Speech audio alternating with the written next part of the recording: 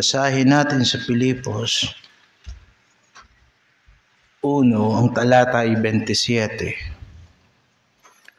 Filipos 1:27. At itong sinasabi ng banal na kasulatan, ang inyo lamang pamumuhay ay maging karapat-dapat sa Ebanghelyo ni Kristo. Right there and there, nandiyan ang instruction na nais ng Panginoon na maunawaan natin. Ang inyo lamang pamumuhay ay maging karapat-dapat sa Ebanghelyo ni Kristo upang maging ako ay dumating at kayo ay makita. O wala man sa harap ninyo ay mabalitaan ko ang inyong kalagayan, na kayo'y matitibay sa isang espiritu, na kayo'y mangagkaisa ng kaluluwa na nangagsisikap sa pananampalataya sa Ebanghelyo. At sa anuman ay huwag kayong matakot sa mga kaaway, na ito sa kanila ay malinaw na tanda ng kapahamakan, datapwat tanda ng inyong pagkaligtas, at ito'y mula sa Diyos. Pagpalain kayo ng Panginoon at pagpalain ng Panginoon ang pagkabasa ng kanyang salita. Manalangin tayo.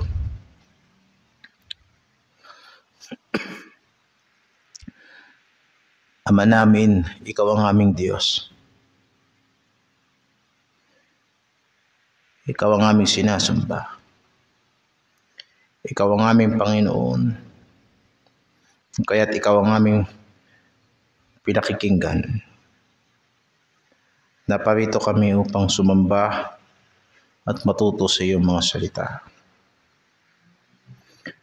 Tulungan mo po kami na ang aming mga pamumuhay ay maging karapat-dapat sa Ebanghelyo ni Kristo. Sapagkat nais po namin na kami ay mamuhay sa bagong buhay ayon sa kapangyarihan ng banal na Espiritu, sa kapangyarihan ng dugo ni Kristo, ng siyang katunayan ng aming pagkakaligtas, sa pangalan ng aming Panginoong Hesus. Amen. Maupo tayo mga kapatid.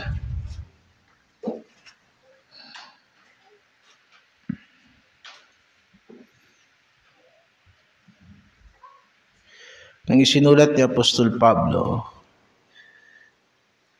itong sulat sa mga taga-Filipos, siya ho ay nasa bilangguan. Siya ay nakakulong. Magkakasama yan. Yung Efeso, yung Filipos, yung Colosas. At isama mo na yung ikalawang sulat ni Pablo kay Timoteo. Yan ay kung tawagin sa Bible survey na prison epistles. Sapagkat si Apostol Pablo, nung sinulat niya yan, siya ay nasa bilangguan. Itong sulat sa Filipos, isa ito sa mga libro o sulat na hindi mabigat ang tema.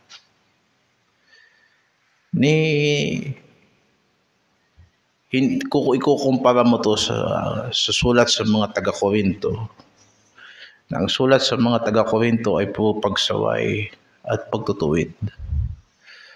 Ang sulat sa mga taga-Filipos ay punong-puno yan ng damdamin na kagaya ng isang ama sa kanyang mga anak.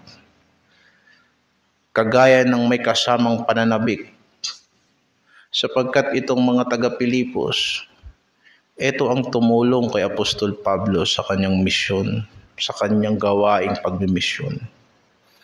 Simula ng una siyang nagmisyon, simula ng itong mga taong ito ay nakakilala sa Panginoon, hindi na nila pinabayaan si Apostol Pablo. Kasi sinabi niya, wala nang ibang tumulong sa akin.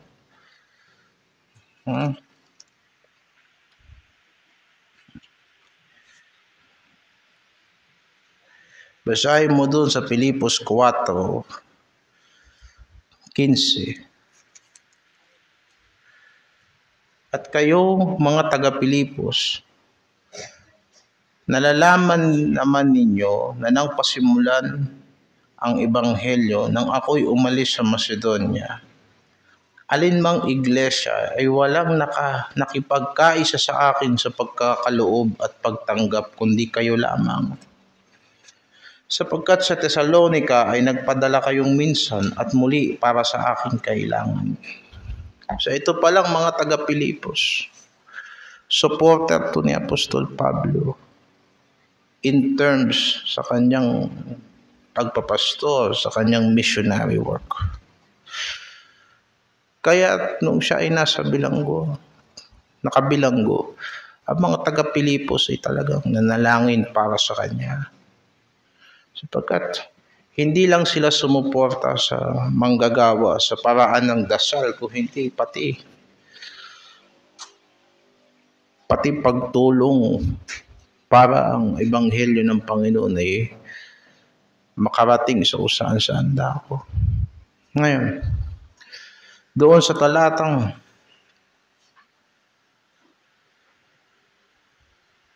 19 ng Filipos 1, makikita mo si Apostol Pablo. Nandun yung pagnanais niya, gusto niyang makalabas sa bilangguan. At pag nakalabas siya sa bilangguan, pupuntahan niya yung mga taga-Pilipos. Yung sinabi niya, nalalaman ko na ang kahihinatnan nito'y sa aking ikaliligtas sa pamamagitan ng inyong pananaing at kapuspusan ng Espiritu ni Kristo. Gusto niyang makita uli yung mga taga-Pilipos kapag siya ay nakalaya sa bilangguan.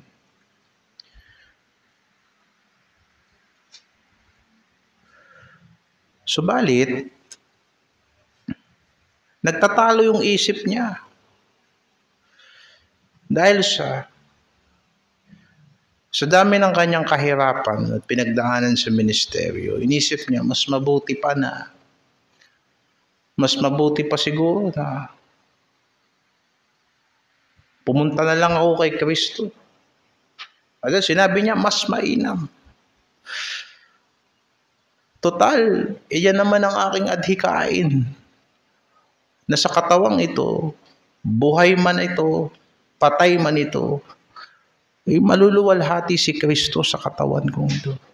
Sinabi niya sa talatang 20, ayon sa aking maningas na paghihintay at pag-asa, sa anumay hindi ako mapapahiya, kundi sa buong katapangan na gaya ng dati, gayon din naman ngayon, ay dadakilain si Kristo sa aking katawan, maging sa pamamagitan ng kabuhayan o pagiging buhay o sa pamamagitan ng kamatayan. Yan ang kanyang adhikain sa buhay. Adhikain ni Apostol Pablo na ako ay maging matapang, na hindi ako mapahiya sa aking pag-asa, na anuman ang aking sapitin sa katawang ito, gusto ko si Kristo ang maluwalhati. So gusto niyang makalabas sa bilangguan para makita yung mga taga-Pilipos, pero kung dito na lang ako sa bilangguan na to at hindi na ako makakalabas dito at dito na ako mamamatay, mabuti din. So diyan man sa labas o dito man sa loob ng bilangguan, ang aking hangarin si Kristo maluwalhati. Talatang 21, sapagkat sa ganang akin, ang mabuhay ay si Kristo at ang mamatay ay pakinabang.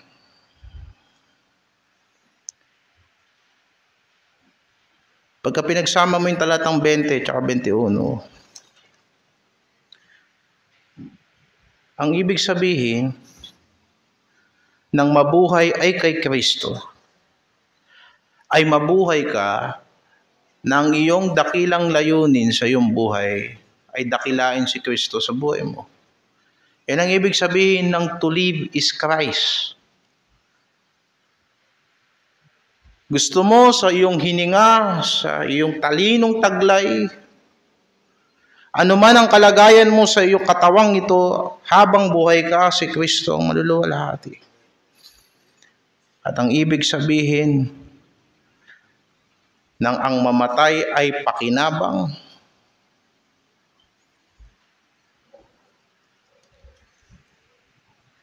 kung ay ang nanaisin mo na mamatay ka para kay Kristo. Yan ang pakinabang. And because, pinaliwanag niya pa, verse 22, ngunit kung ang mabuhay sa laman ay siya kong kapalaran, ay siya kong palad, ito ay magiging mabungang pagpapagal. So, sa madaling pagkaunawa, pag ako nabuhay pa, pag hindi pa ako namatay dito sa bilangguan, isa lang ibig sabihin niyan.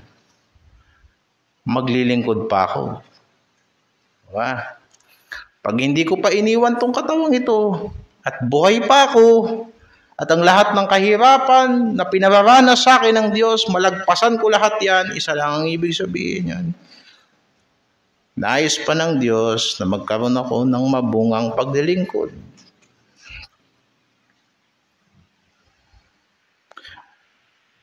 Talatang 23, sapagkat ako'y nagigipit sa magkabila, ako'y may nasang umalis at sumakay Kristo, sapagkat ito'y lalong mabuti. So yung pala siya, doon pala siya medyo doon napupunit ang kalooban ni Apostol Pablo. On the other hand, gusto kong mabuhay. Gusto kong mabuhay para sa inyo, mga taga-Pilipos. Gusto kong mabuhay para sa inyo na makita ko ang bunga ng lahat ng aking pinagsimulan sa inyo. Na yung sinimula ng Diyos sa inyong mga buhay, talatang 6, tatapusin niya yan hanggang sa pagbabalik ni Kristo. Siguro nandun sa kulungan si Apostol Pablo, naaalala niya si Lydia, na binuksan ng Diyos ang puso ni Lydia. At doon nagsimula ang gawain sa bahay ni Lydia. Siguro nasa kulungan si Apostol Pablo, naalala niya yung batang inaalihan ng masamang espiritu, na sumisigaw doon sa kalsada habang sila'y naglalakad. Ito mga lingkod ng Diyos na magtuturo sa atin ang daan ng kaligtasan. Palibhasa yung bata na yun, inaalihan ng masamang espiritu. Inaabuso ng mga sindikato doon ng mga manghuhula. Ginagamit nila yung bata sapagkat yung bata may masamang espiritu sa loob, kaya nakakapanghula. Naalala na siguro yun. Malaki na siguro yung bata na yun, ni Apostol Pablo. Naalala niya yung Philippian jailer. Minsan hinuli sila sapagkat nagalit yung mga amo ng bata. Sapagkat hindi na nakapanghuhula yung bata simula nung pinalayas ng Panginoon sa kanya ang masamang espiritu. Simula nung nagkaroon ng bagong buhay kay Kristo, hindi na umuubra yung mga kasamaan. Nagalit ang mga amo ng bata. Pinakulong si Apostol Pablo at saka si Silas. Yung Philippian jailer na bumugbog sa kanila at naglagay sa kanila doon sa Bartolina. Anong gabi na inuga ng Panginoon ng bilangguan, muntik nang patay ng sarili, pero sabi ni Apostol Pablo, wag mong patayin ng sarili mo, nandito ba kami lahat?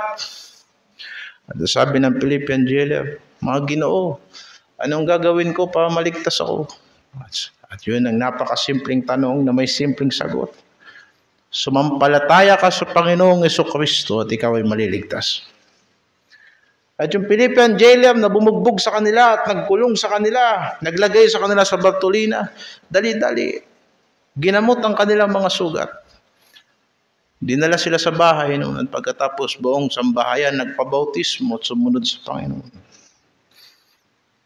Marahil habang nandoon si Apostol Pablo sa kulungan, naaala-alala niya, minsan nakulong din ako rito kasama si Silas. Si Silas. Ang problema, wala si Silas ngayon dito. At naalala niya mga taga-Pilipos. Gusto kong mabuhay para makita ko pa kung paano sila maglilingkod sa Panginoon na mahaba pang panahon. Kaya kung mabubuhay ako sa laman, sa katawang ito, gusto ko na mas maraming paglilingkod, sabi ni Apostol Pablo. So nga lang, kung ito na yung moment na mamamatay na ako, excited na rin ako. Sapagkat kung nais ng Diyos, nasa kulungan na ito ako mamatay, makikita ko na si Kristo. Ay sinasabi, kagaya ng sinabi niya sa mga taga-Korinto. 2 Korinto 5. Ha?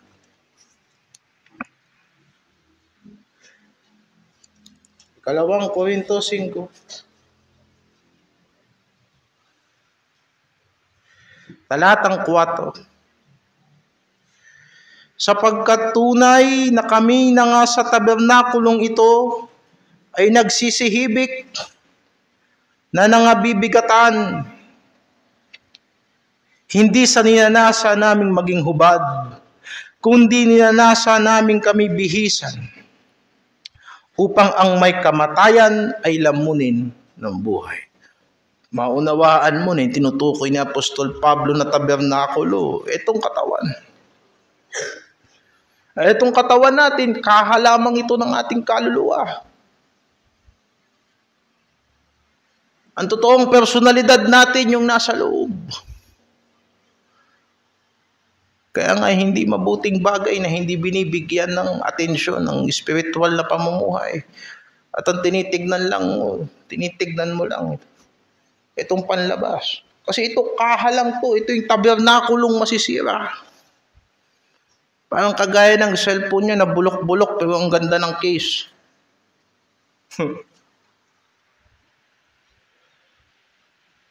So ito, tabernakulo, bahay, ito lang yun. Hindi sabi ni Apostol Pablo, hindi naman gusto namin na hubad kami o kaluluwa lang kami. Hindi. Gusto namin mabihisan kami ng klase ng katawan na hindi mamamatay. Tuloy natin. Talatang 5. Ngayon ang gumawa sa amin ng bagay ding ito ay ang Diyos na nagbigay sa amin ng patotoo ng Espiritu. Kaya nga, kami laging malakas ang loob. At nalalaman namin na samantalang kami na nga sa tahanan sa katawan, ay wala kami sa harapan ng Panginoon. Kita mo yun. Habang buhay ka pa sa katawang ito, buo pa itong katawan, itong buhay sa laman, at nandyan pa yung kaluluwa sa loob niyan, wala pa tayo sa harapan ng Panginoon. Subalit, talatang 7, sapagkat nagsisilakad kami sa pamamagitan ng pananampalataya, hindi sa pamamagitan ng paningin. Na malakas ang loob namin, o nililinaw niya yung sinabi niya sa talatang 6, saan malakas ang loob mo? Pablo, saan malakas ang loob mo? Ano yung kumpiyansa na sinasabi mo? Ito. Na malakas ang loob namin ang sabi ko. At ibig pa nga naming mawala sa katawan at mapasatahanan na kasama ng Panginoon. Habang yung kaluluwa mo, nandyan pa sa katawan na yan. Hindi mo pa makasama ang Panginoon. Kaya nandito pa tayo sa katawang ito. Pero malakas ang aming loob. May kumpiyansa kami na na kapag ka humiwalay ang kaluluwa namin sa katawang ito, makakasama namin ang Panginoon. At yun ang ibig sabihin na kami ay lumalakad sa pananampalataya. Talatang 7. Kita mo na sa pagitan ng 6 at saka 8. Yung nakaparenthesis na yan. For we walk by faith. Kaya pag sinabi mong lumalakad sa pananampalataya, ang tamang pagkagamit niyan, ito, meron kang masidhing pagnanasa na makasama si Kristo. Yan ang lumalakad sa pananampalataya.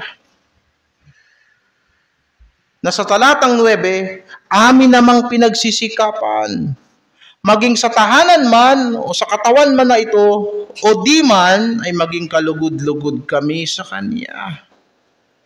Yun ang ibig sabihin ng lumalakad sa pananampalataya. Na ang buhay na ibinubuhay ko sa laman ay ibinubuhay ko para maging kalugod-lugod sa Diyos. Yan ang ibig sabihin ng lumalakad sa pananampalataya. Taglay ko man ang katawang ito, gusto kong matuwa sa akin ng Diyos. Harapin ko man ang Diyos na isa na lang akong kaluluwa at ang aking katawan ay nagsisimula ng mabulok doon sa libingan habang hinihintay niya ang kanyang muling pagkabuhay, ay gusto kong maging kalugod-lugod sa Diyos. Kaya may mga nagsasabi, pagka namatay, lalo na itong mga miyembro ng dating daan, sapagkat tinuruan sila ng kanilang puno, ikaw wala pang umaakyat sa langit. Basa, wala pang ibang umakyat maliban sa bumaba. Binasa mo yung sa John 3:14. Kaso, umakyat na si Kristo. At sinabi sa aklat ng Epeso, nang siya'y umakyat sa kalangitan, nagdala siya ng maraming bihag. Kaya nga't sinabi ni Apostol Pablo, kumpiyansa ako. Sabi niya, malakas ang aking loob. Na kapag wala na ako sa katawang ito, nandoon na ako kasama ng Panginoon. Sino nagsabi na wala pang aakyat sa langit? Yung mga hindi nakakaunawa ng banal na kasulatan.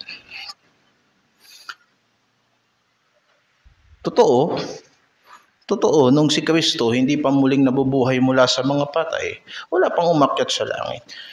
Kaya ngayon pinuntahan ni Lazaro, paraiso. Di ba?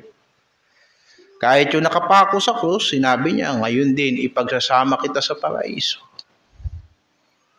Subalit nang umakyat ang Panginoong Jesucristo sa langit, dinala niya lahat yun. Nagdala siya ng mga bihag. Upang kung nasaan si Kristo, nandoon ang mga kaluluwa ng mga taong may pananampalataya sa Kanya. Kaya't sinabi ni Apostol Pablo sa binasa natin, yan ang aking pananampalataya. Malakas ang aking loob na pag namatay ako, ang kaluluwa ko kasama ng Panginoon. Nasaan ang Panginoong Jesucristo?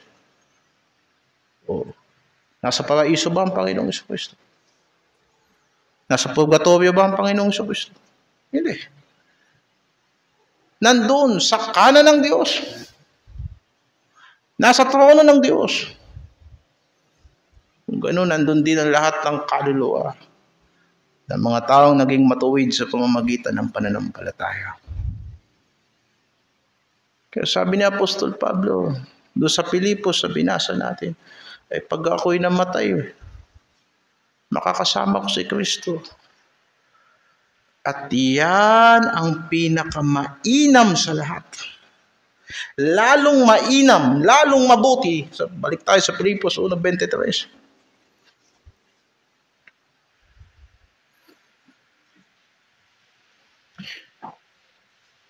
Ay mo ba, lilingkod ka sa Panginoon? Sa dami ng kahirapan mo sa daigdig. Minsan nanalangin ka na lang na umakyat ka na sa langit. Pagkagaya ni Elias. Si pakiramdam ni Elias, siya na lang nag-iisa. Kaya sabi niya, hindi ako mas mabuti kaysa sa mga magulang ko. Kaya ang ginawa ng Panginoon sa kanya, pinatulog siya at pinakain siya. Hanggang sa sila ay mag-usap sa bundok na inakyat ni Moses.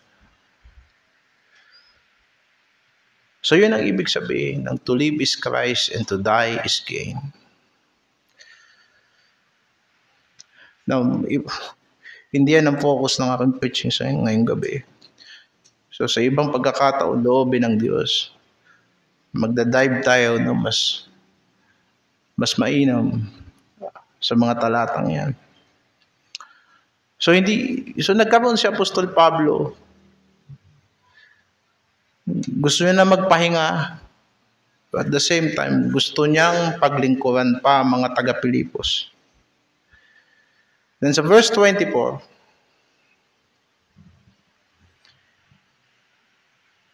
ang pinili niyang mabuhay. Gayunman, ang manatili sa laman ay siyang lalong kinakailangan dahil sa inyo. Yes, gusto ko na makasama ang Panginoon. Kung mamamatay ako sa bilangguan na to at patawag na ako rito at papagutan na ako ng ulo, purihin ng Diyos, mas mainam, tapos na ang kahirapan ko. Pero naaalala ko kayo, mga taga-Pilipos. Mas mainam para sa inyo na mabuhay ako. Kaya, verse 25, at sa pagkakatiwalang ito ay aking nalalaman na ako'y mananatili. Oo, at mananatili ako na kasama ninyong lahat sa ikasusulong ninyo at ikagagalak sa pananampalataya. Yan naman ang dahilan kung bakit gugustuhin natin, kagaya ni Apostol Pablo, na piliin ang buhay para sa mga tao ng Diyos. Sapagkat gusto ng mga ngaral na mga tao ng Diyos ay sumulong sa pananampalataya. Maging kagalakan ang pananampalataya. Yan ang mandate natin, mga leaders sa church. Ang hindi ang mangibabaw sa buhay ng ating mga kapatid. Kung hindi maging katuwang tayo sa kanilang ikasisiya sapagkat sa pananampalataya sila nakatayo. Na matuto sila sa ating mga pagtuturo. Na every time nahahanapin nila sa atin ng Diyos sa pamamagitan ng ating mga kamay, panalangin at salita. Kikilos ang Diyos sa kanilang mga buhay at sasabihin nilang totoo ang salita ng Diyos. Aba? Kaya sabi niya, magkakaharap tayo muli. Gusto kong paglabas ko rito, makikita ko kayo mga taga-Pilipos. Gusto ko pa kayong makitang lumago. Yung mga maliliit na bata, gusto kong makitang lumaki.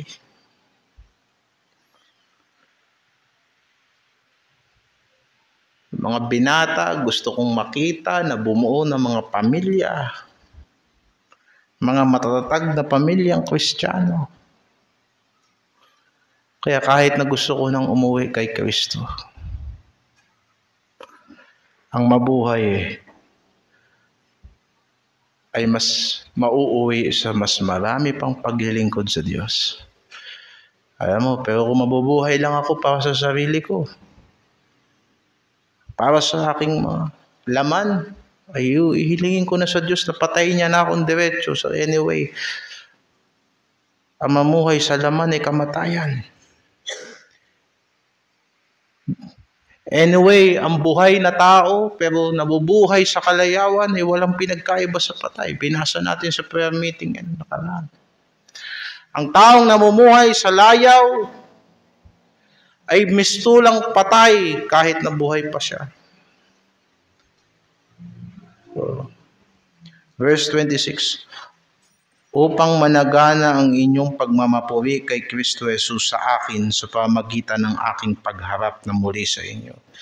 Magkita tayo uli, maging blessing ako sa inyo. Ngayon, habang hindi pa nangyayari yan, Gusto ko kayong makita, sabi ni Apostol Pablo, kaso nasa bilangguan ako rito. Baka bukas ipapugot na yung ulo ko. At habang nandiyan kayo, samantalang nananalangin kayo na makalaya ako, at ako na may nananalangin na mapuntahan ko kayo dyan, pero tandaan natin, ang panalangin natin ay hindi nagbabago ng plano ng Diyos. Kung mayroong ginagawa ang panalangin, tinuturuan ang puso natin na umayon sa kalooban ng Diyos, kagaya na ipinakita sa atin ng ating Panginoong Jesucristo. Kanyang sinabi, Ama, kung maaari, ilagpas mo sa akin ang sarong ito. Subalit, hindi yung gusto ko, kung hindi yung gusto mo. Bagamat nagdadalanginan tayo, bawat isa sa atin, na magkita-kita tayo at magkita-kita tayo sa magandang kalagayan, for the meantime, ito ang gawin ninyo. At doon tayo pumunta sa talatang 27 na ating teksto. For the meantime, huwag niyong pamababayaan ang inyong pamumuhay. Huwag niyong hayan-hayaan yung pamumuhay ninyo.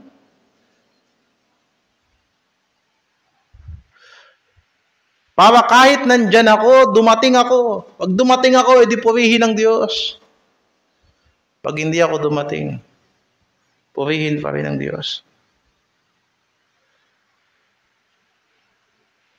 Sapagkat ang pamumuhay na ayon sa Ebanghelyo ay hindi ayon sa tao. Hindi tayo tinuruan na matino lamang kapag may kaharap na tao. Tinuturuan tayo ng pananampalataya na may kasamang mabuting budhi. Sapagkat ang pananampalatayang walang mabuting budhi ay nauuwi sa pagkawasak. Kaya titignan natin. Unang Timoteo 1. Unang Timoteo 1.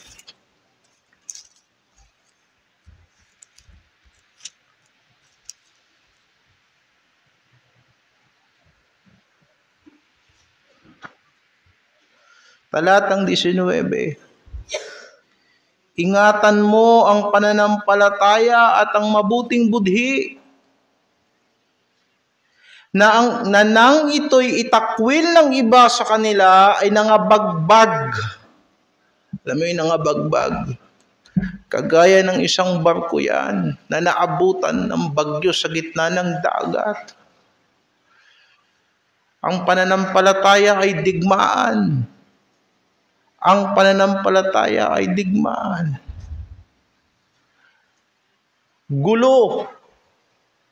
At sa panahon ng pag-uusig, pagwiwikang ka ng masama tungkol sa pananampalataya, wala kang ibang makakapitan. Kung hindi yung mabuting konsyensya na ginawa sa iyo ng Diyos. Sasabihin nilang masamang tao ka, samantalang naglilingkod ka kay Kristo. Problema mo yan kapag kaalam mo sa puso mo na yung sinasabi sa iyo ng tao, ginawa mo naman talaga. Kahit anong lakas ng pananampalataya mo. Hindi mo kikilalanin sa harapan ng Diyos na mali ang gumawa ng kasalanan, lalong higit na hindi yan nakikita ng tao, hindi nakikita yan ng Diyos. Madudurog ka sa gitna ng digmaan sa pananampalataya. Agay ng barko. Kaya sinabi ni Pablo kay Timoteo, ingatan mo mabuting konsyensya. Sa madaling salita, huwag kang masanay na magaling magtago. Kung hindi, sanayin mo sarili mo sa kabanalan. Huwag mo sanayin na mabait ka lang kapag ka nandyan ang mga kapatiran, pag nandyan si pastor. Sapagkat hindi ganyan ang kapangyarihan ng Ebanghelyo sa atin. Ang Kristo na namatay,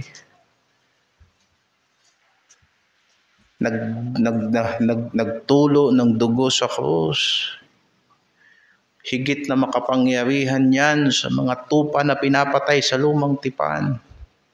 Because He purged our conscience. Pinatawad niya tayo. Kaya nga hindi mo maipaliwanag ang klase ng kagalakan nung unang beses kang nakaranas ng kapatawaran kay Kristo. Oo. Kung anong klaseng kapayapaan ang galing sa langit na naramdaman ng aking kaluluwa. Bakit? Kasi tagal-tagal ko nang buhat-buhat yung kasalanan na yun eh.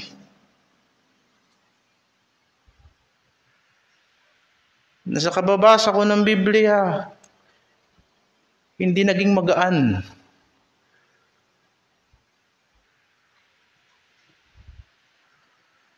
Merong pananampalataya, pero ang konsyensya ay hindi pa nakatagpo ng kapatawaran at pagdilinis.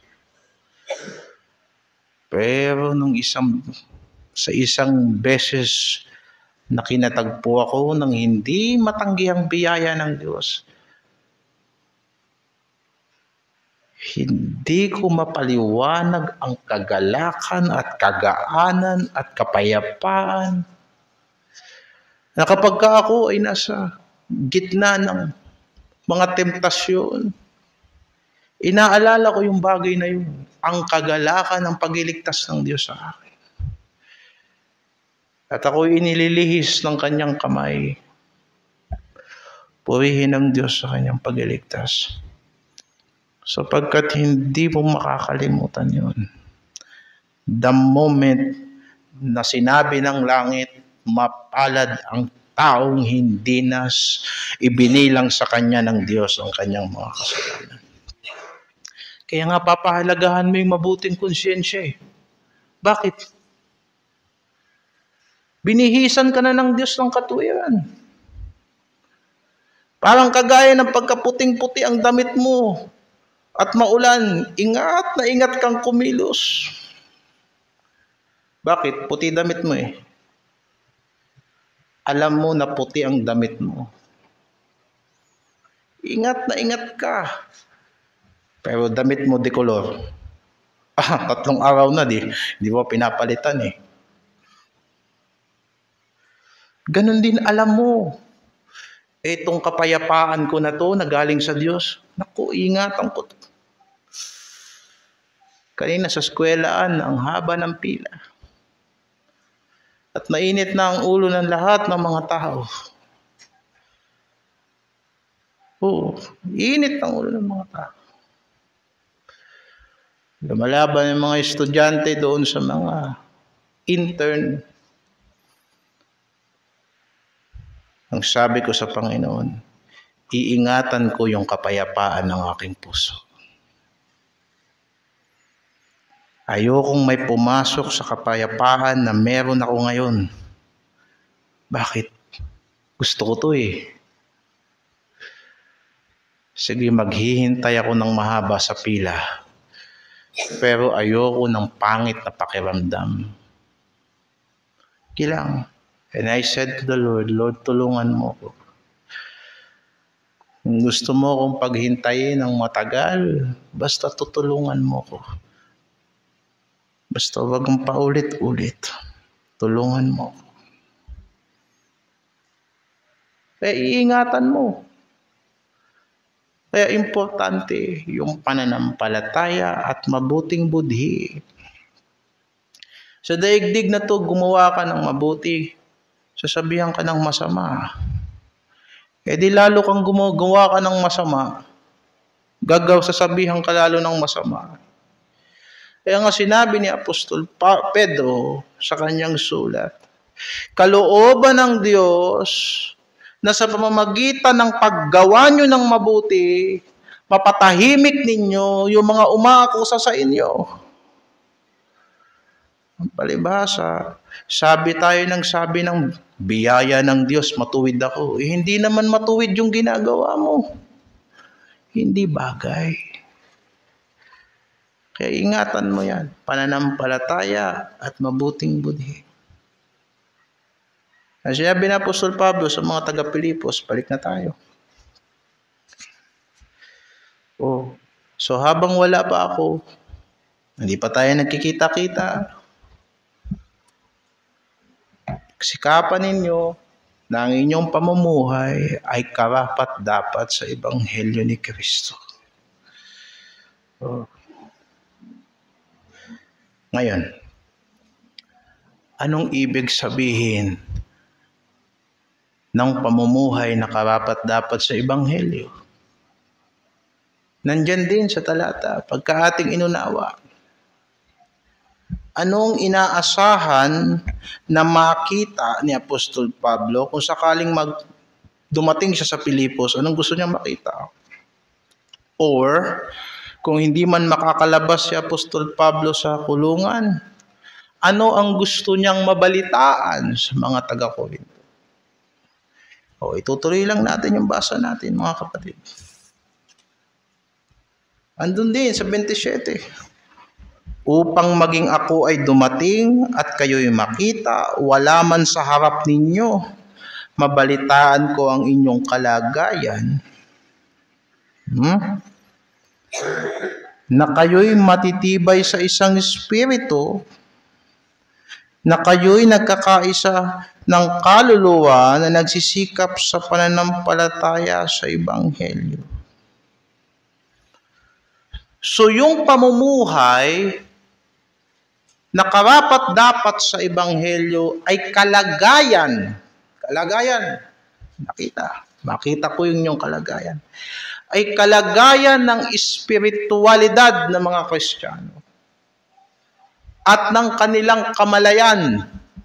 Yung binanggit ng kaluluwa doon. Kasi sa King James yan, di ba? Mind. One mind. Striving together. Bakit ang English is mind sa King James? At ang Tagalog ay kaluluwa. Sapagkat ang eksaktong salita niyan is consciousness. Which is yung consciousness, of course, nasa kaluluwa. Na meron kang tamang kamalayan. Nauunawaan mo, kaya nadarama mo. Na nauuwi sa pagsisikap. Kaya yun. On a personal level, ang bawat Kristiyano ay dapat matibay sa kanyang espiritual na pamumuhay. At ang kanyang kaluluwa ay nakakaalam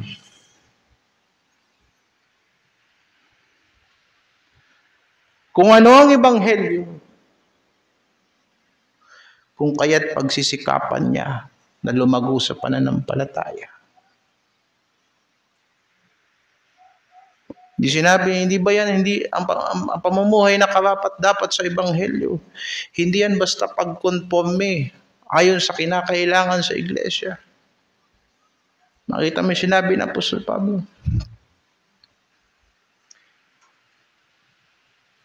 Ang pamumuhay na karapat-dapat sa Ebanghelyo, tinitignan ng Diyos yan sa panloob na pagkatao.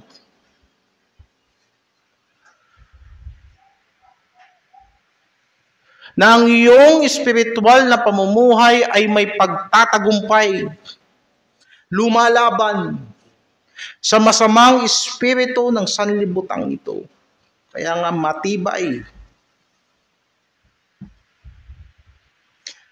Matibay na espiritu.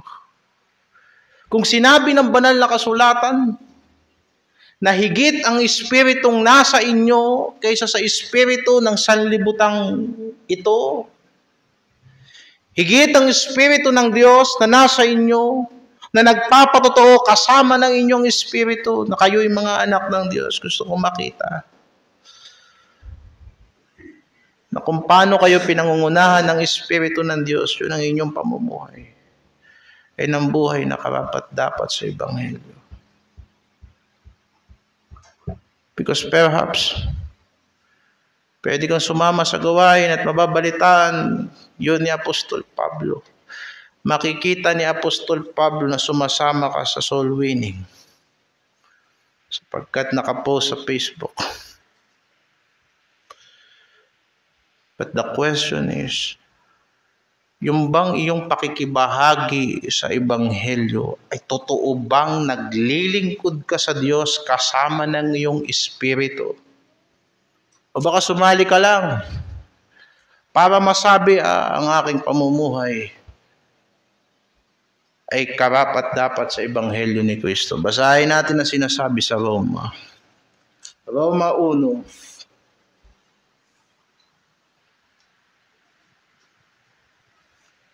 Talatang 9. Sapagkat ang Diyos ang aking saksi na pinaglilingkuran ko sa aking espiritu. Kita mo yun? Sa Ebanghelyo ng kanyang anak. Kita. Sumasama ka sa soul winning. Nag-aaboy ba ang iyong puso para sa Ebanghelyo ni Kristo? Sabihin ko sa iyo, napakaraming puwersa sa daigdig na to na magbibigay sa iyo ng panlalamig sa loob kahit anong init mo sa iyong labas at kilos. Napakaraming puwersa sa daigdig na to na mag-aalis ng pagnanasa. Kahit ilang beses kang sumama sa outreach at good news, pero makikita mo, binubuhat mo ang katawan mo. Ni kahit maliit na bata, mahihiya ka mag-witness.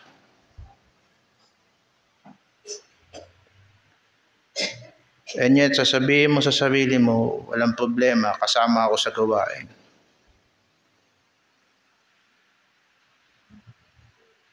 Gusto kong marinig, gusto kong makita na ang inyong mga espiritu ay lumalaban sa espiritong masama sa sanlibutan ito. Sapagkat hindi pa tayo nag-uusap niyan bilang iisang simbahan, ang binabanggit ko pa lang ay personal na level. Sapagkat kung ako ay matatalo, habang ako'y nag-iisa sa eskwelahan at ako'y matatalo. At matatalo ka habang ikaw ay nandun ka sa bahay niyo. At matatalo ka habang nandun ka sa eskwelahan ninyo. At kayo sa mga trabaho ninyo. Bawat isa sa atin ay matatalo sa personal na buhay. Ano ang pagkakaisahan natin para sa Ebanghelyo? Wala.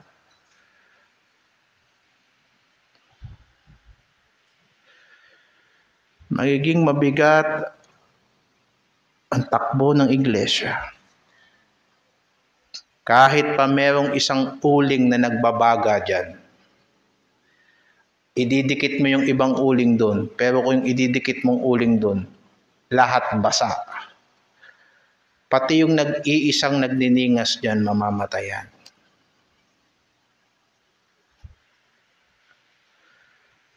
Kaya sa isang personal na level ng pananampalataya, hayaan ang bawat isa ay magtagumpay sa espiritual na pamumuhay. Sapagkat, kagaya na sinabi niya sa Efeso, hindi tayo nakikipaglaban sa dugo at laman. Ang pagpapatotoo kay Kristo, ang maayos na pamumuhay, hindi nadadaan sa init ng ulo. Hindi nadadaan sa pagmamataas. Sapagkat kung magmamataas tayo sa daigdig na to, ay lalong higit na mas magmamataas ang daigdig na ito sa atin. Samantalang sila ay mga masasamang espiritu sa kaitaasan.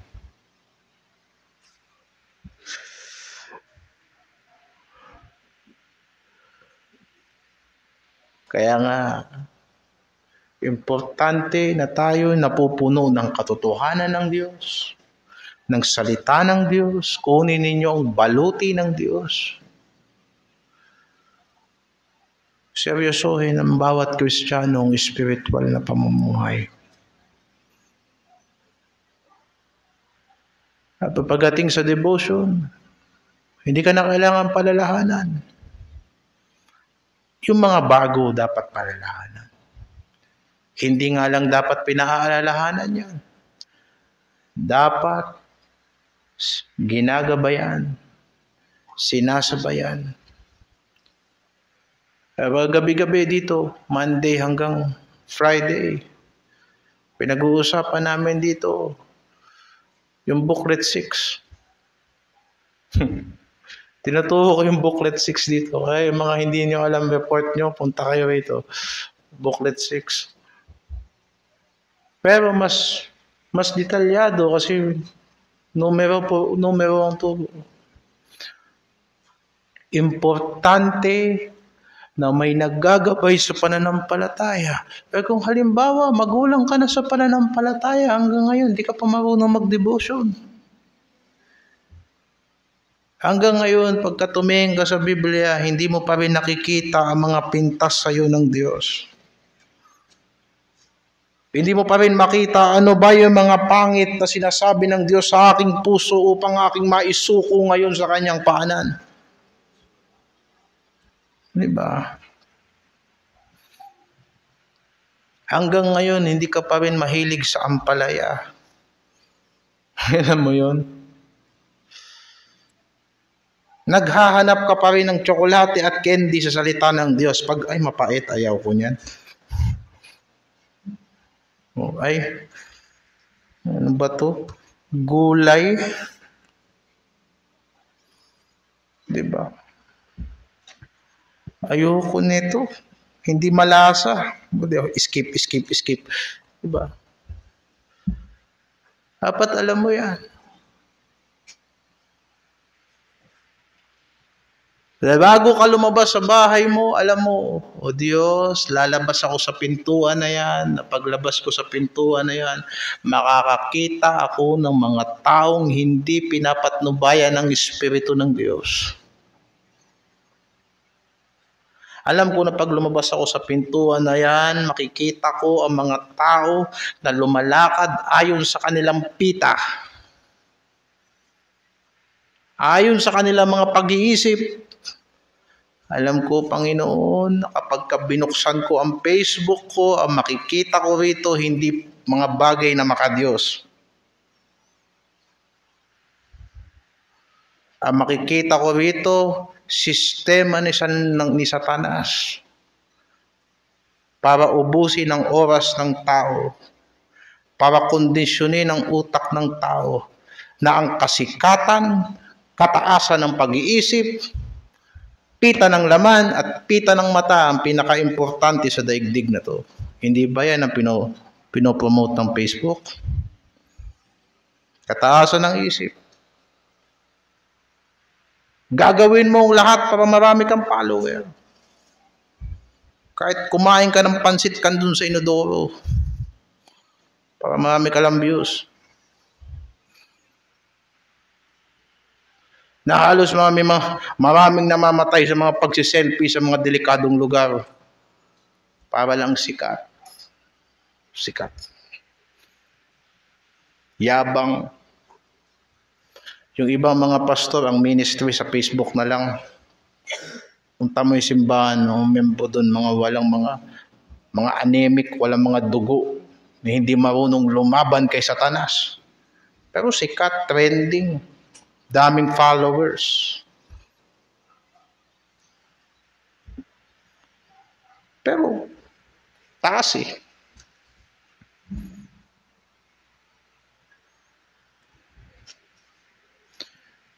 Hindi mo malabanan. Hindi mo malabanan yung puwersa ng sanlibutan na umuubos ng oras mo. Hindi ka makapag-retaliate kay Satanas.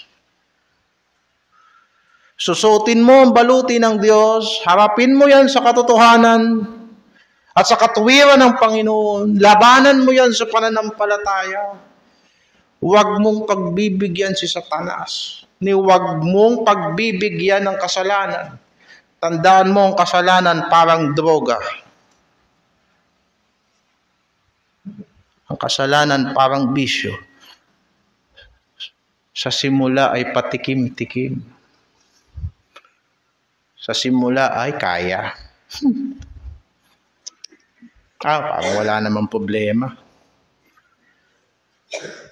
Hanggang sa hahanap-hanapin mo na. At sa susunod, hawak mo na. Gusto mo, higit pa doon. Hanggang sa malubog ka ng malubog. At pagkatapos, nawawasak na ang buhay mo, itutuwid ka, hindi ka na maitutuwid. Bakit? Nandun na yung malaking kastilyo. Malaking kastilyo ng kasamaan na nabuo. Nandoon na yung pagkakamali sa pananampalataya na mahirap mo nang maituwid. Ang tanging sa pamamagitan na lang ng biyaya ng Diyos. Ang puso ng tao lalambot. Bakit mo hihintayin na tumigas ang puso mo kung pwede kang tumalikod sa kasalanan ngayon? Kung pwede mong sabihin sa Panginoon ngayon, "O Diyos, mahabag ka sa akin." Hanapin ninyo ang Panginoon habang siya'y malapit. Tumawag kayo sa Kanya habang siya'y nakikinig. Hayaan ang masamang tao tumalikod sa kanyang masamang gawain sapagkat ang Diyos ay magiging mahabagin. Ayon sa sinabi ni Propeta Isaias. Sapagkat ang isip ng Diyos ay hindi kagaya ng isip natin. Pero, kagaya ng ulan pagka pumatak sa lupa, hindi mo makikita ang ulan umaakyat pabalik. Kung hindi pagka bumaba ang ulan sa lupa, dadalo yan sa mga sapa. Magbibigay yan ng buhay sa mga gubat, sa mga kapatagan, tutubo ang mga halaman, ang mga puno mamumunga, at mamumulaklak ang parang kapag kaumulan. Gayon din naman ang salita ng Diyos ay hindi babalik sa Kanya na walang kabuluhan. Kapag ito ay pumasok sa puso ni numan. At sa pamamagitan ng pagpapaunawa sa inyo ng banal na Espiritu, inyong naunawaan upang hindi na yan maagaw sa inyo ng dyablo. Yan ay kikilos sa inyo sapagkat yan ay buhay. At yan ay tutubo. Kung gaano kalaki ang tubo sa itaas, ganun kalaki ang ugat sa ilalim.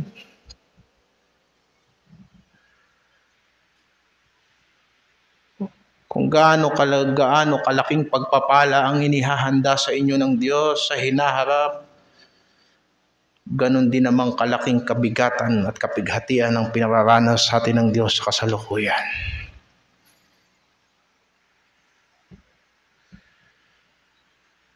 Makikita mo kung ang tao ay aasenso sa buhay. Tignan mo sa mga bagay na kanyang pinagtitiisan.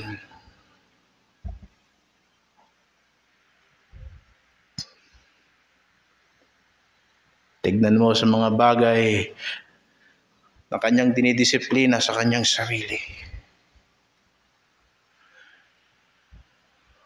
Kaya mga kapatid, nawa ang ating pamumuhay ay maging karapat-dapat sa Ebanghelyo ni Kristo. Na sa personal na level, bawat individual sa simbahang ito, unawain natin na tayo ay may buhay sa Diyos at ang buhay na yan na tinanggap natin kay Kristo ay dapat nating protektahan, dapat nating ipagtanggol, dapat nating tayuan. Ang kalayaan natin sa spiritual nating kalagayan ay dapat nating panghawakan. Huwag mong hahayaan na alipinin ka ng sistema ng sanlibutan ito. Huwag mong hayaan na alipinin ka ng bisyo, masasamang habit, kasalanan, etc. Yan ang sinabi ni Apostol Pablo sa mga taga-Galacia. Galacia 5:1.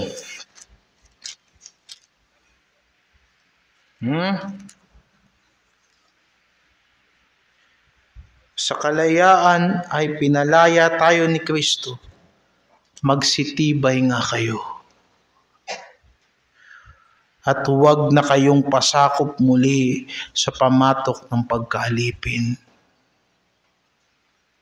Pinatawad ka na ng Panginoon. Huwag ka nang umulot uli. Baka mas maging masaklap pa kalagayan mo kaysa sa dati.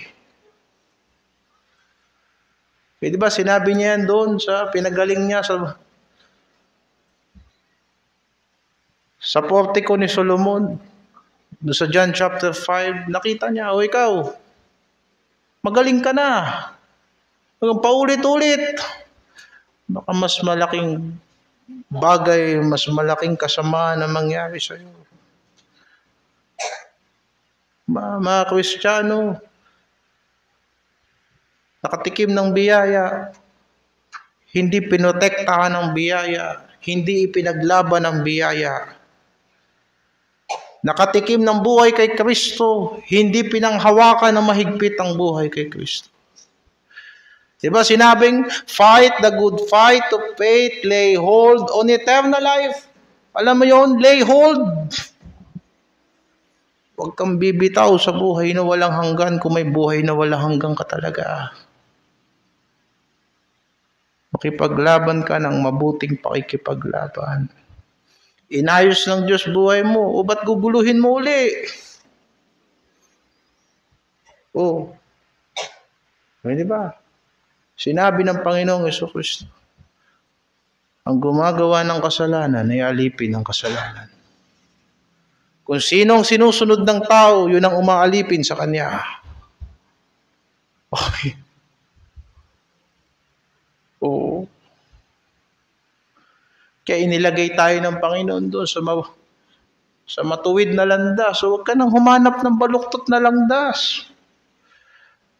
Maraming magtutulak sa iyo paalis dyan sa magandang linya na yan. Pero lumabang ka. Lumabang ka. Hindi simula ka sa pananampalataya. Ngayon mo palang tinatalikuran yung mga bisyo mo. Naku, darating ang mga tukso. Pare, minsan lang to. Diba, aasarin ka. Banal ka na ngayon. Dahil sa hindi sanay ang katawan mo, ang kalooban mo, manliliit ka sa sarili mo, pakiramdam mo. Parang mali yata yung desisyon ko na sumunod kay Kristo. Lahat ng Kristiyano dumaan dyan. Pinalaya ka na ni Kristo. Magpakatibay ka sa kalayaan na binigay sa iyo ni Kristo. Hanggang sa bumalik si Kristo, hayaan mo na ikaw ay isang malayang nilalang. Baka matagpuan ka ni Kristo kasalanan ng pinaglilingkuran mo. Matagpuan ka ni Kristo, ibang Panginoon ang sinusunod mo. At hindi matuwa si Kristo sa iyo. Hindi ba? Yan. May tao, walang tao, mamuhay ka ng karapat-dapat sa Ebanghelyo ni Kristo. Sapagkat yan ang pangunahin nating ambag sa iglesia. Na ang mga miyembro ay may bago talagang buhay kay Kristo. May bagong buhay kay Kristo. May mabuting patutuo. Hindi taga binago ang puso mo sa Panginoon. Paano mo mamahalin ang iglesia mo? Oo. At saka isa pa. Bakit ba tayo naging miyembro sa simbahan? Kasi alam natin, tapos na tayo sa dati nating buhay. Di ba sinabi ni Pedro sa araw ng Pentecostes, iligtas nyo mga sarili ninyo sa masamang saling-lahing ito. Ihiwalay nyo ang sarili nyo, ang mga pamumuhay nyo. Sa masamang sistema ng daigdig na ito at yaong mga nagsitanggap ng kanyang salita ay nabautismuhan. Narito ako sa pagkatapos na ako sa dati kong buhay. At ang aking pag-asa ngayon at pagsisikap, patay o buhay, matutuwa sa akin si Kristo. Kung ganyan ang iyong pagsisikap din, tapos ka na sa dati mong buhay at ngayon nabubuhay ka na at mamamatay ka para matuwa sa iyo si Kristo, magsasama tayo. Kung ganyan ang lahat ng pag-intindi ninyo sa bautismo, at hindi kayo nagpabautismo para lang maging miyembro ng simbahan, kung hindi nagpabautismo kayo sapagkat nauunawaan ninyo na patay na kayo sa dati niyong buhay, Roma 6:1 hanggang 4,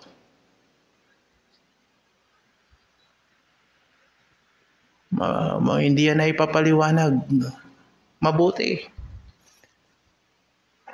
Kaya nga ang simbahan called out assembly. Saan?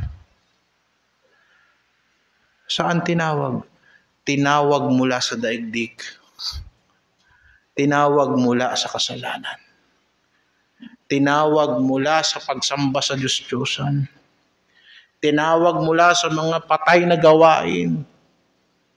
Tinawag mula sa kaharian ni Satanas tungo kay Kristo para maging isang katawan ni Kristo. Yan ang iglesia. Kaya alam mo, kaya ka sumunod sa bautismo. Mabubuhay ako sa ebanghelyo ni Kristo. At hindi mahirap ang pagkakaisa na hinahanap natin. Bakit? Espiritu eh. Merong isang espiritu, bakit mag-aaway-aaway ang mga tao sa simbahan? Sabi ni Juan, ang tunay na may buhay na walang hanggan, umiibig sa kapatid. Kaya tapusin na natin, bumalik na tayo sa ating text.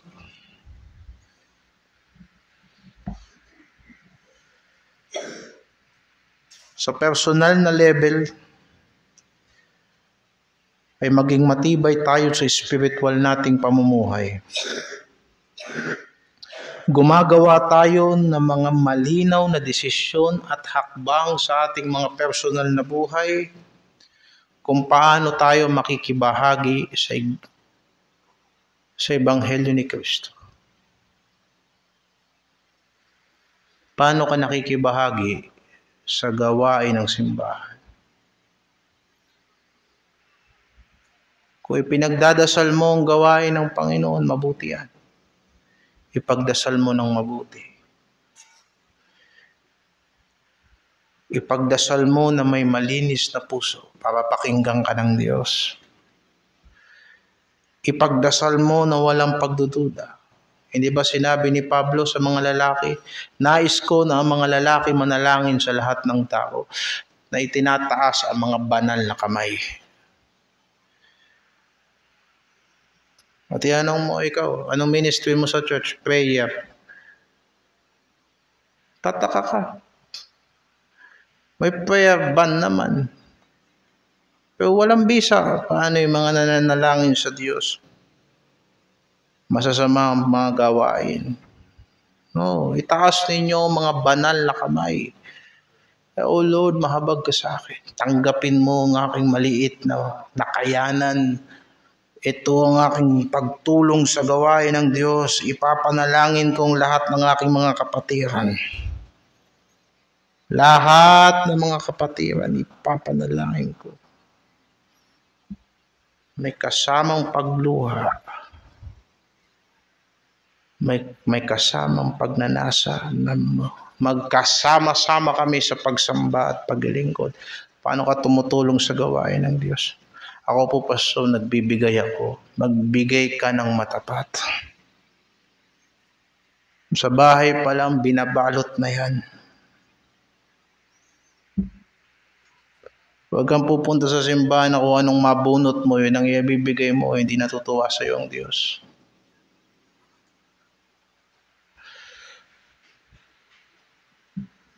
Hindi sa bahay pa lang, inahanda mo yan. Gawin mo. Hindi ba? Gayahin mo si Jacob. Sabihin mo sa Diyos, Panginoon, pagpapalain mo ko sa lahat ng gagawin ko, sa iyo lahat ng 10 bahagi. Kahit gaano kaliit, sa Diyos ang lahat ng 10 bahagi. Eh sabi mo, yun ang pagtulong mo sa gawain ng Panginoon. Hindi gawin mo na ng mahusay. Gawin mo ng maayos. O hindi ba? Sasabihin ako po, Pastor, sasali ako sa gawain ng Diyos.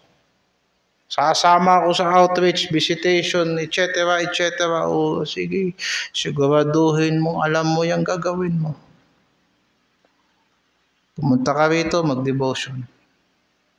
Kung magtuturo ka sa good news, mag-aaral ka ng lesson mo, magdasal ka. Kung hindi mo alam, magturo ka. Higit sa lahat, manalangin ka sa Diyos na nag-aapoy na puso. Diba? Ang hirap na pupunta kayo sa gawain. Yung kalahati ang hinahanap kaluluwa. Yung kalahating ng grupo ang hinahanap kaluluwang ligaw. Paano kayo magkakaisa niyan? Pwede ba magsama yung dalawang magkaiba? Hindi eh. Kahit sa loob ng tahanan eh.